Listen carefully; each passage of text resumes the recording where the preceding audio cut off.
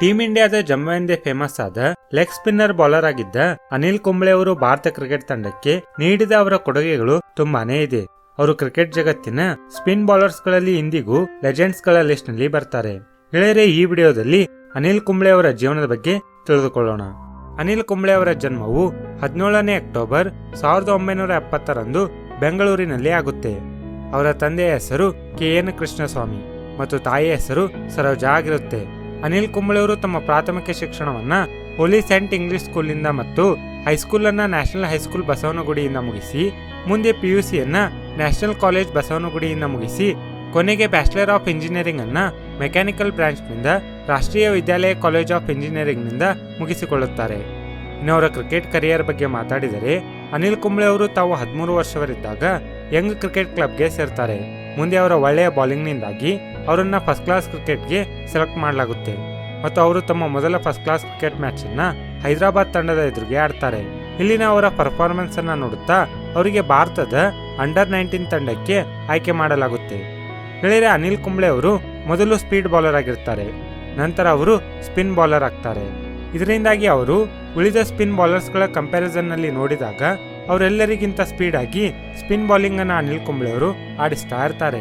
ಮುಂದೆ ಅನಿಲ್ ಕುಂಬ್ಳೆ ಅವರ ಪ್ರದರ್ಶನವನ್ನ ನೋಡುತ್ತಾ ಅವರಿಗೆ ಭಾರತದ ನ್ಯಾಷನಲ್ ಟೀಮ್ಗೆ ಸೆಲೆಕ್ಟ್ ಮಾಡಲಾಗುತ್ತೆ. ಅನಿಲ್ ಕುಂಬ್ಳೆ ಅವರು ತಮ್ಮ ODI ಡೆಬ್ಯೂನ್ನ 25ನೇ ಏಪ್ರಿಲ್ 1990ರಂದು ಶ್ರೀಲಂಕಾದ ವಿರುದ್ಧ ಮಾಡ್ತಾರೆ. ಮತ್ತೆ ಅದೇ ವರ್ಷ ಅವರು ತಮ್ಮ ಟೆಸ್ಟ್ ಡೆಬ್ಯೂನ್ನ ಇಂಗ್ಲೆಂಡ್ ತಂಡದ ವಿರುದ್ಧ ಮಾಡ್ತಾರೆ. 1992ರಲ್ಲಿ ದಕ್ಷಿಣ ಆಫ್ರಿಕಾ ತಂಡದ ವಿರುದ್ಧ ಅನಿಲ್ ಕುಂಬ್ಳೆ ಅವರು 2ನೇ ಟೆಸ್ಟ್ ನಲ್ಲಿ 8 ವಿಕೆಟ್ಗಳನ್ನ ಪಡೆಯುತ್ತಾರೆ ಮತ್ತು ಅದೇ ವರ್ಷ ಇಂಗ್ಲೆಂಡ್ ತಂಡದ ಎದುರಿಗೆ ಆಡುತ್ತಾ ತಮ್ಮ ಗೂಗ್ಲಿ ಬೌಲಿಂಗ್ ನಿಂದ 3 ಪಂದ್ಯಗಳಲ್ಲಿ 21 ವಿಕೆಟ್ಸ್ ಗಳನ್ನ ಕಬಳಿಸಿ ತಮ್ಮ ಸ್ಪಿನ್ ಮ್ಯಾಜಿಕ್ ಅನ್ನ ತೋರಿಸಿರುತ್ತಾರೆ.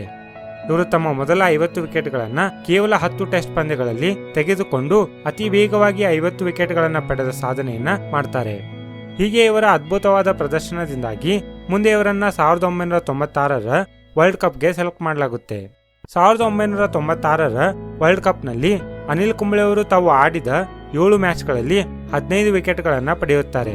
ಇನ್ನು ಅವರ ಕ್ರಿಕೆಟ್ ಕರಿಯರ್ನ ಅತ್ಯುತ್ತಮವಾದ ಕ್ಷಣವೆಂದರೆ ಅದು 1999ರ ನವದೆಹಲಿಯಲ್ಲಿ ನಡೆದ ಪಾಕಿಸ್ತಾನ ವಿರುದ್ಧದ ಟೆಸ್ಟ್ ಮ್ಯಾಚ್ ನಲ್ಲಿ ಅನಿಲ್ ಕುಂಬ್ಳೆ ಅವರೊಬ್ಬರೇ ಎಲ್ಲಾ 10 ವಿಕೆಟ್ಗಳನ್ನ ಕಬಳಿಸಿರುತ್ತಾರೆ ಮತ್ತು ಈ ಸಾಧನೆಯನ್ನ ಮಾಡಿದ ವಿಶ್ವದ 2ನೇ ಬೌಲರ್ ಕೂಡ ಆಗ್ತಾರೆ. ಇವರಿಗಿಂತ ಮುಂಚೆ ಈ ಸಾಧನೆಯನ್ನ ಇಂಗ್ಲೆಂಡಿನ ಜಿಮ್ ಲೇಕರ್ ಅವರು ಮಾಡಿರುತ್ತಾರೆ. ಅನಿಲ್ ಕುಂಬ್ಳೆ ಅವರ ಈ ವಿಶ್ವ ದಾಖಲೆಯ ಸಾಧನೆಯ ಸ್ಮರಣಾರ್ಥಕವಾಗಿ ಬೆಂಗಳೂರಿನ MG ರಸ್ತೆಯಲ್ಲಿನ ಒಂದು ವೃತ್ತಕ್ಕೆ ಅನಿಲ್ ಕುಂಬ್ಳೆ ವೃತ್ತ ಎಂದು ನಾಮಕರಣ ಮಾಡಲಾಗುತ್ತೆ. ಮುಂದೆ 2008ರಲ್ಲಿ ಅನಿಲ್ ಕುಂಬ್ಳೆ ಅವರು ಭಾರತೀಯ ಟೆಸ್ಟ್ ತಂಡದ ನಾಯಕರು ಕೂಡ ಆಗ್ತಾರೆ ಮತ್ತು 18 ವರ್ಷಗಳ ಕಾಲ ಟೀಮ್ ಇಂಡಿಯಾದ ಪರವಾಗಿ ಆಡಿ ನವೆಂಬರ್ 2008ರಲ್ಲಿ ತಮ್ಮ ಕ್ರಿಕೆಟ್ ಜೀವನಕ್ಕೆ ವಿದಾಯ ಹೇಳ್ತಾರೆ. ನ್ಯಾಷನಲ್ ಟೀಮ್ನಿಂದ ರಿಟೈರ್ಡ್ ಆದ ನಂತರವೂ ಅವರು 2008ರಿಂದ 2010ರವರೆಗೆ IPLನ RCB ತಂಡದೊಂದಿಗೆ ಆಡುತ್ತಾ ಹೋಗ್ತಾರೆ ಮತ್ತು ಇಲ್ಲಿಂದ ರಿಟೈರ್ಡ್ ಆದ ನಂತರವೂ ಕೂಡ ಅವರು ಕ್ರಿಕೆಟ್ನೊಂದಿಗೆ ತಮ್ಮ ಸಂಬಂಧವನ್ನ ಮುರಿಯದೆ 2012ರಲ್ಲಿ KSCA ಅಂದರೆ ಕರ್ನಾಟಕ ಸ್ಟೇಟ್ ಕ್ರಿಕೆಟ್ ಅಸೋಸಿಯೇಷನ್ನ ಚೇರ್ಮನ್ ಆಗಿ 3 ವರ್ಷಗಳ ಕಾಲ ಸೇವೆಯನ್ನ ಸಲ್ಲಿಸ್ತಾರೆ. ಮುಂದೆ 2016ರಲ್ಲಿ ಅವರನ್ನ ಭಾರತದ ನ್ಯಾಷನಲ್ ತಂಡದ ಕೋಚ್ ಆಗಿ ನೇಮಿಸಲಾಗುತ್ತೆ ಮತ್ತು ಇವರ ನೇತೃತ್ವದ ಕ್ರಿಕೆಟ್ ಕೋಚಿಂಗ್ ನಿಂದಾಗಿ ಭಾರತ ತಂಡವು ಒಳ್ಳೆಯ ಪರ್ಫಾರ್ಮೆನ್ಸ್ ಅನ್ನ ನೀಡುತ್ತಾ ಟೆಸ್ಟ್ ರ್ಯಾಂಕಿಂಗ್ ನಲ್ಲಿ ಪ್ರಥಮ ಸ್ಥಾನವನ್ನ ಪಡೆಯುತ್ತೆ ಮತ್ತು 2017ರಲ್ಲಾದ ಚಾಂಪಿಯನ್ಸ್ ಟ್ರೋಫಿಯ ಫೈನಲ್ ವರೆಗೂ ತಲುಪುತ್ತೆ. ಆದರೆ ಚಾಂಪಿಯನ್ಸ್ ಟ್ರೋಫಿಯ ನಂತರ ಕೆಲವೊಂದು ವಿವಾದಗಳಿಂದಾಗಿ ಅನಿಲ್ ಕುಂಬ್ಳೆ ಅವರು ತಮ್ಮ ಕೋಚ್ ಹುದ್ದೆಗೆ ರಾಜೀನಾಮೆಯನ್ನ ನೀಡ್ತಾರೆ.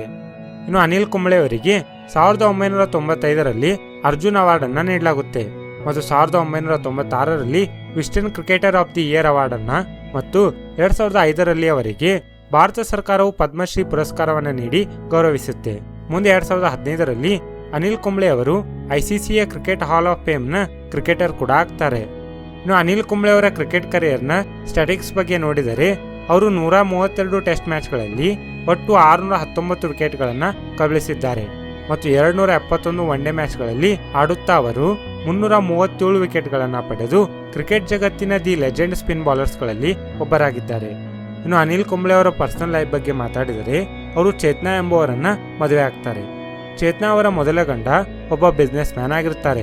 ಆದರೆ ಕುಟುಂಬ ಕಲಹಗಳಿಂದಾಗಿ ಅವರು ದೂರವಾಗಿರ್ತಾರೆ ಮತ್ತು ಅವರಿಗೆ ಆರುಣಿ ಎಂಬ ಮಗಳಿರ್ತಾಳೆ. ಚೇತನಾ ಅವರು ತಮ್ಮ ಗಂಡನ ಮನೆ ಬಿಟ್ಟು ತಮ್ಮ ಜೀವನವನ್ನ ನಡೆಸಲು ಅವರು ಒಂದು ಟ್ರಾವೆಲಿಂಗ್ ಏಜೆನ್ಸಿಯಲ್ಲಿ ಕೆಲಸ ಮಾಡ್ತಾ ಇರ್ತಾರೆ ಮತ್ತು ಅನಿಲ್ ಕುಂಬ್ಳೆ ಇಲ್ಲೇ ಚೇತನಾ ಅವರನ್ನ ಮೊದಲ ಬಾರಿಗೆ ಭೇಟಿಯಾಗ್ತಾರೆ. ಮುಂದೆ ಅನಿಲ್ ಕುಂಬ್ಳೆ ಅವರಿಗೆ ಚೇತನಾ ಅವರ ಮೇಲೆ ಪ್ರೀತಿ ಹುಟ್ಟುತ್ತೆ ಮತ್ತು ಅವರನ್ನ 1ನೇ ಜುಲೈ 1999ರಲ್ಲಿ ಮದುವೆ ಆಗ್ತಾರೆ. ಈ ದಂಪತಿಗಳಿಗೆ ಮಯಾಸ್ ಎಂಬ ಒಬ್ಬ ಮಗ ಮತ್ತು ಸ್ವಸ್ತಿ ಎಂಬ ಮಗಳಿದ್ದಾಳೆ ಮತ್ತು ಆರೋಣಿ ಕೂಡ ಇವರೊಂದಿಗೆ ಇರ್ತಾಳೆ. ಸೊ ಗೆಳೆಯರೆ, ಈ ವಿಡಿಯೋ ಇಷ್ಟ ಆದರೂ ಪ್ಲೀಸ್ ಲೈಕ್ ಮಾಡಿ, ನಿಮ್ಮ ಅನಿಸಿಕೆಗಳನ್ನು ಕಮೆಂಟ್ ಮಾಡಿ ಹೇಳಿ ಮತ್ತು ಈ ವಿಡಿಯೋನ ಶೇರ್ ಮಾಡಿ. ಇಂಥ ಹೆಚ್ಚಿನ ವಿಡಿಯೋಗಳು ನೋಡಲು ನಮ್ಮ ಚಾನಲ್ಗೆ ಸಬ್ಸ್ಕ್ರೈಬ್ ಮಾಡಿ. Thank you.